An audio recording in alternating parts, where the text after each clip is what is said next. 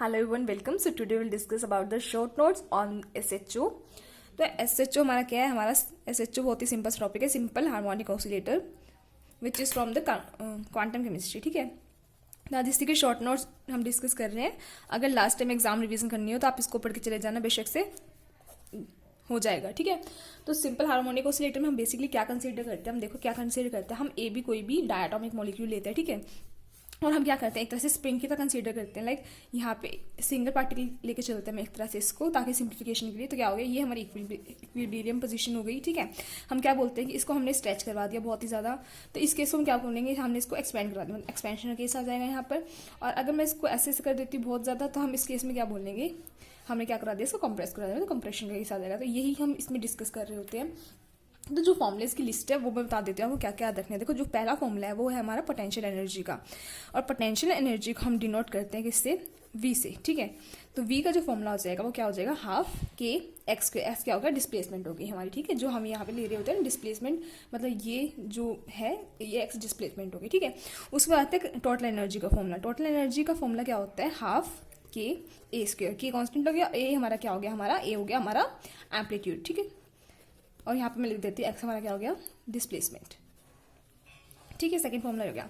अब third formula आता है हमारा फ्रीक्वेंसी का, कि हमें जो इसकी फ्रीक्वेंसी होती है वो कितनी होती है. तो फ्रीक्वेंसी को हम डिनोट करते हैं न्यू से, और इसका फॉर्मूला होता है 1/2 पाई के बाय म्यू. अगर डायटोमिक मॉलिक्यूल ले रहे हैं तो हम तब म्यू लेते हैं. अदरवाइज अगर सिंगल मॉलिक्यूल एटम है तो आप क्या लोगे, 1/2 पाई के बाय एम. एम क्या हो गया, मास ऑफ एटम. म्यू क्या हो गया, देखो म्यू का फॉर्मूला बहुत ही सिंपल सा है, आपको सिंपल याद नहीं होता तो ऐसे याद कर लेना. ये हम फोर्थ फॉर्मूला लिख रहे हैं, 1/μ is equal to 1/m1 plus 1/m2. तो आप इसका एलसीएम लो तो क्या बनेगा, m1 plus m2 divide by m1 m2. m2 plus m1 हो गया ना, तो कैसे भी लिख लो, प्लस में ही है तो इसका रिवर्स करते हुए म्यू क्या हो जाएगा, m1 m2 divide by m1 plus m2. तो ये हमारा फोर्थ फॉर्मूला हो गया किसका, म्यू का. ठीक है, उसके बाद जो फिफ्थ फॉर्मूला आता है वो किसका आता है, हमारा एनर्जी का. जो एनर्जी है वो कितनी होगी, देखो 1D/SHO के केस में बात कर रहे हैं हम पहले. तो 1D/SHO के केस में जो एनर्जी का फॉर्मूला होता है इसी नोट करते हैं, जिसको कि वो हो गया n plus half h nu. N क्या हो गया हमारा, कौन सा लेवल है हमारा. तो जो हमारी जो बेसिकली आपको याद रखना है 6 पॉइंट, जो इसमें ग्राउंड स्टेट कंसीडर करते हैं हम, वो n इज इक्वल टू 0 होती है. देखो मैंने PIB का भी शॉर्ट नोट डिस्कस किया है, क्या पार्टिकल इन बॉक्स से भी हमने शॉर्ट नोट डिस्कस किए हैं. उसमें मैंने आपको क्या बताया, n यहाँ पे होता है ग्राउंड स्टेट में, n1 होता है. ठीक है, तो इसको याद रखना. और यहाँ पे जो ग्राउंड स्टेट है वो n इज इक्वल टू 0. आप कैसे याद कर सकते हो, तो SHO है तो O से याद रख लेना, इसमें O आ रहा है तो मतलब 0 है, तो n is equal to 0 ground state के लिए होगा. ठीक है, ये बात आपको जो है याद रखनी है. ठीक है, सेकंड जो फॉर्मूला आता है वो हम एनर्जी को बोलेंगे 2D/SHO के केस में. तो वो क्या आएगा, nx plus ny plus half कितना हो गया, 1 हो गया. तो मैं यहाँ पे लिख दिया 1 एच न्यू, क्योंकि आपको पता है जो एनर्जी होती है वो क्या होती है, एडिटिव होती है नेचर में. तो 2D/SHO के केस में ये आ गया. थर्ड आता है 3D/SHO के केस में. 3D/SHO के केस में एनर्जी का फॉर्मूला होगा वो क्या होगा, nx plus ny plus nz. Half plus half कितना हो गया, 3/2 हो गया एच न्यू. तो ये हमारे फॉर्मूले हो गए किसकी, एनर्जी के 1D/SHO के केस में, 2D/SHO के केस में, 3D/SHO के केस में. और तीनों केस में जो ग्राउंड स्टेट रखनी है आपको, जो सबसे इंपॉर्टेंट बात है वो क्या रखनी है, n इज इक्वल टू 0 रखनी है. ठीक है, उसके बाद हम डिस्कस करते हैं जो हमारे वेव फंक्शन आते हैं. तो ये हमारा कौन सा फॉर्मूला हो गया, हमारा हो गया 8. ठीक है, उसके बाद आता है हमारा 9 कौन सा आ गया हमारा, जो हमें क्या डिस्कस करना है, हमारा वेव फंक्शन डिस्कस करना है. देखो इसका वेव फंक्शन बहुत ही ज़्यादा इंपॉर्टेंट है, जो कि आपको याद रखना ही पड़ेगा. अब इसको 6-7 बार लिख के देख लेना, याद हो जाएगा. देखो कैसे करेंगे, फाइव लिखेंगे, ये जाई के टर्म्स में बोलते हैं. तो क्या होगा हमारा, पहले तो हम क्या लिखते हैं, देखो सिंपल टर्म्स में बताती हूँ आपको ताकि आपको याद हो जाए. पहले आता है हमारा नॉर्मलाइजेशन कांस्टेंट. किसी भी अगर हम वेव फंक्शन लिखते हैं किसी का भी, तो हम पहले क्या लिखते हैं, नॉर्मलाइजेशन कांस्टेंट लिखते हैं. तो मैंने नॉर्मलाइजेशन कांस्टेंट लिखा. उसके बाद HN लिखते हैं जाई की टर्म्स में. ठीक है, उसके बाद लिखते हैं e की पावर माइनस जाई स्क्वायर बाई 2. ठीक है, ये हो गया. तो ये हमारा वेव फंक्शन का फॉर्मूला होता है सभी के केस में. अब हमारा जो यहाँ पे कांस्टेंट है नॉर्मलाइजेशन कांस्टेंट, उसका फॉर्मूला क्या होता है, 1/2 की power n by n factorial, इसका रूट कर दीजिएगा. ठीक है, और बीटा बाई पाई की पावर 1/4. ये होता है नॉर्मलाइजेशन कांस्टेंट. और हमारा जो HN होता है जाई के टर्म्स में, वो क्या हो गया, -1 की power n curl n by curl जाई की पावर n. और यहाँ पे कितना हो गया, e की पावर जाई, और जो यहाँ पे मल्टीप्लिकेशन में आएगा, या फिर आप यहाँ पे लगा लो क्योंकि इसको मल्टीप्लिकेशन बाद में आना, तो आएगा e की पावर जाई. ई की पावर जाई स्क्वेयर, और यहाँ पे माइनस होता है जाई स्क्वेयर। तो कैसे याद रखोगे, बेसिकली इसको याद रखने का तरीका बता देती हूँ। -1 की पावर n लिखा, देखो यहाँ पे माइनस लगा दिए तो इसमें अब माइनस नहीं आएगा, ठीक है। जाई ई की पावर जाई स्क्वेयर ले लिया, फिर हम क्या किया, कर्ल की पावर n बाय कर्ल जाई n, जो हमें डिफ्रेंशिएशन लेना है किसका, अब माइनस है फिर माइनस नहीं लगा, फिर वापस माइनस लगा देंगे जाई स्क्वेयर, तो इसका डिफ्रेंशिएशन मतलब ये हमारी किसकी वैल्यू आ गई, एच एन जाई की वैल्यू आ गई, ठीक है।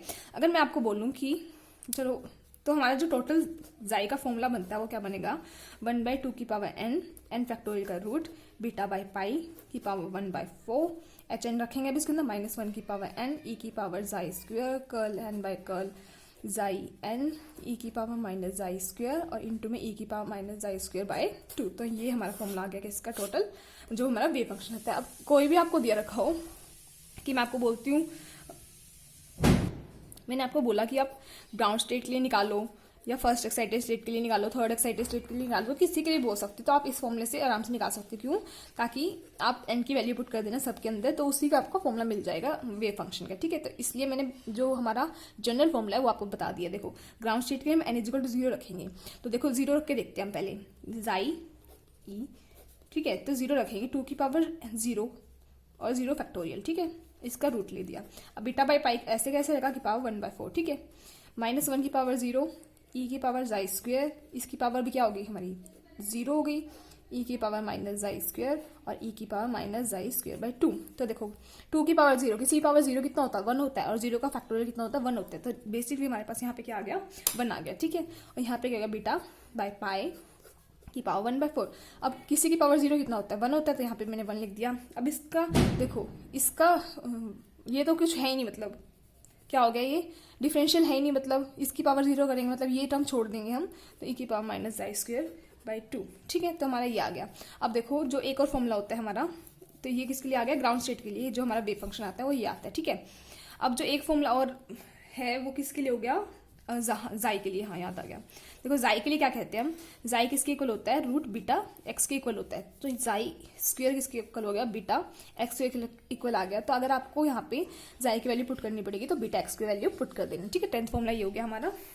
अब जो 11th फॉर्मूला है वो आता है हमारा किसी केस में, अब हमें क्या डिस्कस करना है, बेसिकली ग्राफ्स डिस्कस करने हैं, तो ग्राफ्स हम नेक्स्ट पेज पे डिस्कस कर। तो ग्राफ्स के केस में क्या करना है, देखो आपको ग्राफ्स के केस में हमें जो बातें याद रखनी है, सिंपल से सबके लिए ग्राफ बन जाएंगे। तो देखो पहले आप एन की वैल्यू देखेंगे और यहाँ पे देखेंगे हम्प्स का मतलब क्या होता है, जो कैमल के ऊपर हम्प होता है ना, मतलब कैमल के ऊपर जैसे उठा हुआ पोर्शन होता है उसको हम्प बोलते हैं, तो वही देखना है हमें हम्प। तो हम्प का फॉर्मूला क्या होता है n+1। देखो अगर आपको ग्राउंड स्टेट देखे तो n0 हो गया, फर्स्ट एक्साइटेड स्टेट देखे तो n1 हो गया, सेकंड एक्साइटेड स्टेट देखे n2 हो गया, एंड सिमिलरली सो ऑन, ठीक है। तो इसमें हम कितना हो गया 1 हो गया, 1+1 0+1 1+1 2 हो गया, इसमें 3 हो गया, इसमें 4 हो गया, एंड सो ऑन चलता जाएगा, ठीक है। तो ये तो हो गया हम। अब आपको जो बनाना है वो कैसे बनाएंगे, देखो नंबरिंग करनी है हमें किससे, फ्रॉम राइट टू लेफ्ट, मतलब राइट से हम कहाँ जाएंगे to left side. Right side कौन सी होगी, ये वाली होगी, लेफ्ट साइड जाएंगे मतलब ऐसे जाएंगे हम, ठीक है। तो ऐसे जाएंगे, ठीक है। अब इसको नंबर देना है, जैसे मैं आपको ग्राफ बना के दिखाती हूँ, लाइक मैंने ये ग्राफ बनाया है, ठीक है। जो ऊपर वाली साइड है मतलब राइट वाली साइड है, अप साइड बोल सकते हैं आप, जो इस साइड से अप, पहले तो अप ही आएंगे, तो अप को आप क्या दोगे ओड नंबर देंगे, और डाउन को हम क्या देंगे, हम ईवन नंबर देंगे। अब ये समझ नहीं आ रहा होगा, इसका ग्राफ के थ्रू एक्सप्लेन करती हूँ, बस आप ये पॉइंट याद रखना, ठीक है। ये हो गया, अब देखते हैं कैसे। देखो मैंने आपको बोला ग्राउंड स्टेट के लिए बनाना है, ग्राउंड स्टेट के लिए आप बनाओगे तो क्या होगा, n = 0 हो गया, तो यहाँ पे हम कितना आ गया, हमारा हम आ गए हमारे कितने 0 + 1 = 1। तो अगर आपको मैंने इसको बोला ग्राफ बनाना है तो आप कैसे बना दोगे इसका ग्राफ, बेसिकली हमें सिमेट्रिक ग्राफ बनाना होता है, तो क्या करोगे ऐसे बनाओगे, मतलब बेसिकली ऐसे बनेगा ये ग्राफ, जिसको मैं ऐसे दिखा सकती हूँ, ठीक है। ऐसे बन गया ग्राफ, सिमेट्रिकली बनाना है, तो इसमें तो एक ही हम पे तो एक ही दिखा दिया मैंने। अब मैंने बनाना है एन, मतलब फर्स्ट एक्साइटेड स्टेट का मैं बना रही हूँ, तो फर्स्ट एक्साइटेड स्टेट में n = 1 हो गया, तो हम कितने हो गए इस केस में, इस केस में हमारे हम्प हो गए 1 + 1 = 2, मतलब हमें 2 हम्प बनाने हैं। तो कैसे स्टार्ट करेंगे हम, देखो राइट टू लेफ्ट जाना है हमें, देखो राइट ये वाली साइड होगी और हमें कहाँ जाना है, लेफ्ट जाना है। अब आपको क्या बनाना है, सिमेट्रिक ग्राफ बनाना है, तो आप ऐसे मत बना देना, ठीक है, एक हम्प 2 हम्प ऐसे नहीं बनाना, आपको ये ग्राफ गलत है, आपको सिमेट्रिक ग्राफ बनाना है। सिमेट्रिक कैसे बनाओगे आप, आधा ये मतलब जितना पोर्शन लेफ्ट साइड है उतना ही हमारा राइट साइड पे है, ठीक है। और हमें नंबरिंग कहाँ से करनी है, अप वाला साइड, मतलब जो अप साइड है उसको क्या देने हैं, हमें ओड नंबर देने हैं, तो अप साइड को मैंने ओड नंबर दिया, डाउन साइड को हमने 2 नंबर दिया, ठीक है। अगर मैं आपको बोल दूँ कि मेरे को क्या बनाना है, थर्ड एक्साइटेड चलो सेकंड के लिए करते हैं पहले। सेकंड एक्साइटेड स्टेट के लिए बनाना है, n इज इक्वल टू 2 हो गया, तो इस केस में हम हम्प बोलेंगे कितने हो गए, 2 + 1 इज इक्वल टू 3 हम्प हो गए। ठीक है, अब मेरे को क्या बनाना है, 3 हम्प बनाना है, और कैसे बनाने हैं, सिमेट्रिकली बनाने हैं। तो कैसे करेंगे, एक हम्प ये हो गया, ठीक है 1, फिर ये 2 हम्प, और ये हमारा हो गया 3 हम्प। मैंने क्या किया, बना दिया ना इसको सिमेट्रिकली। ठीक है, सिमिलरली अगर थर्ड एक्साइटेड स्टेट के लिए बनाना, n इज इक्वल टू 3 हो गया, हम कितने हो गया हमारे यहाँ पे 4 हो गए। तो सिमिलरली आप बना सकते हो। ठीक है, ये तो हो गए हमारे किसी वेव फंक्शन प्लॉट्स हमने जो बना दिए। अब जो प्रोबेबिलिटी डेंसिटी प्लॉट्स होते हैं वो भी बिल्कुल उनकी तरह होते हैं। देखो प्रोबेबिलिटी डेंसिटी प्लॉट्स में इनके साथ ही बताती हूँ।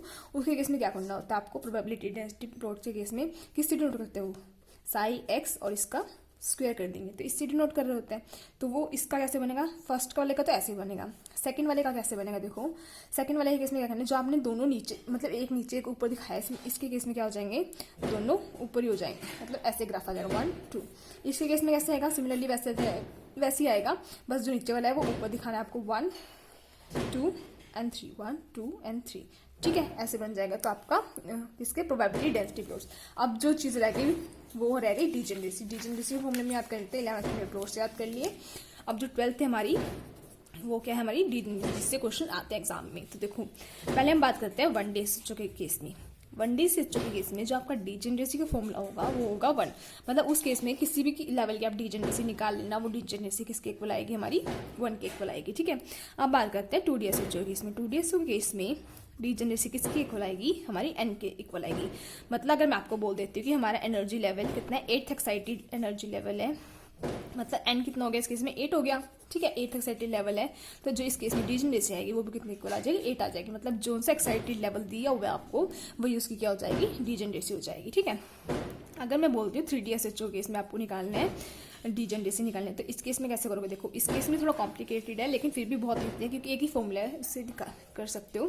क्या होगा, nx + ny + nz, मैंने क्या लिखा था, nx + ny + nz + 3/2 ये लिखा था वहाँ पे, याद है आपको, एनर्जी में 3D SHO केस में। तो मैं इस nx + ny इसको क्या लिख रही हूँ, n लिख रही हूँ मैं, प्लस का 3/2 लिख रही हूँ। ठीक है, तो ये होगी हमारा एनर्जी का फॉर्मूला।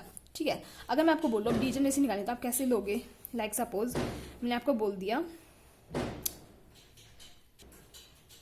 मैंने आपको बोला है, मैंने मान लो एनर्जी की वैल्यू दे दी आपको, कितनी दी है 9/2। अब आपको बतानी है कि इस केस में डीजेनरेसी कितनी होगी। तो आप कैसे करोगे, जो 9/2 एनर्जी है वो इसके साथ इक्वेट कर देना, तो कितनी होगी, 9/2 इज इक्वल टू n + 3/2। तो यहाँ से n की वैल्यू आ जाएगी 9/2 माइनस का 3/2 इज इक्वल टू n। तो n की वैल्यू कितनी आ गई, 9/2 माइनस 3/2, तो n की वैल्यू कितनी, 9 - 3 कितना हो गया हमारा 6/2 इज इक्वल टू n। तो कितनी आ गई, n की वैल्यू हमारी आ गई 3। ठीक है, n की वैल्यू 3 आ गई। अब जो फॉर्मूला आपको याद रखना है इस केस में डीजेनरेसी का जो फॉर्मूला होगा 3D SHO केस में, पहले तो आप क्या करोगे, आप यहाँ से n की वैल्यू निकालोगे। ठीक है, बाकी केस में निकालने की जरूरत नहीं थी, क्योंकि जो सा एक्साइटेड लेवल था सेकंड D SHO के केस में, जो भी एक्साइटेड लेवल था वही हमारा n था और वही हमारी डीजेनरेसी वैल्यू थी। ठीक है, फर्स्ट एक्साइटेड स्टेट में क्या था, डीजेनरेसी की वैल्यू 1 थी। इस केस में क्या करेंगे, हम पहले n निकाल लेंगे, उसके बाद डीजेनरेसी फॉर्मूला होगा n + 1 n2 n + 2 divide by 2। ये फॉर्मूला होगा 3D SHO के केस में। तो यहाँ से हमारी मान लो आपको एनर्जी दी हुई है 9/2, तो आप इसको इसके साथ इक्वेट करोगे, n की वैल्यू निकाल लोगे। अब आपको डीजेनरेसी निकालनी है, g से डिनोट करते हैं हम डीजेनरेसी को। ठीक है, g से डिनोट करेंगे हम डीजेनरेसी को। अब जहाँ पे वैल्यू निकालने है डीजेनरेसी कितनी होगी, n + 1 × n + 2 divide by 2, that means 3 + 1 × 3 + 2 divide by 2। तो कितना हो गया 4, और ये कितना हो गया 5/2। तो 2 से 2 गया और हमारी डीजेनरेसी आ गई 10। तो इस केस में हमारी जो डीजेनरेसी आ गई, मतलब इस एग्जाम्पल के अकॉर्डिंग हमारी जो डीजेनरेसी होगी वो कितनी होगी 10। ठीक है, अब क्या बच गया हमारा, देखो हाँ सुनो, पहले एक बात बताओ मुझे कि तुम लोग वीडियो शेयर क्यों नहीं करते हो। चलो मेरे लिए मत करो, लेकिन जिन लोगों को नीड है वीडियो की उनको तो शेयर कर दो एटलीस्ट। तो प्लीज़ शेयर कर देना वीडियोस को। तो देख लो, स्क्रीनशॉट लेना हो स्क्रीनशॉट ले लो, तुम लोग जैसे भी करना है वैसे कर लेना। मैं टर्न कर देती हूँ पेजेस को, अगर तुम्हें स्क्रीनशॉट लेना है तो स्क्रीनशॉट ले लो। ठीक है, बट एग्जाम में याद कर लेना इसको, बस लास्ट टाइम रिवीजन करनी है तो यही पढ़ के चले जाना और तुम्हारे बहुत इजीली एग्जाम क्लियर हो जाएगा। ठीक है, तो यही था आज की वीडियो के लिए। Thank you so much for watching, और वीडियो शेयर करना मत भूलना प्लीज़। Thank you.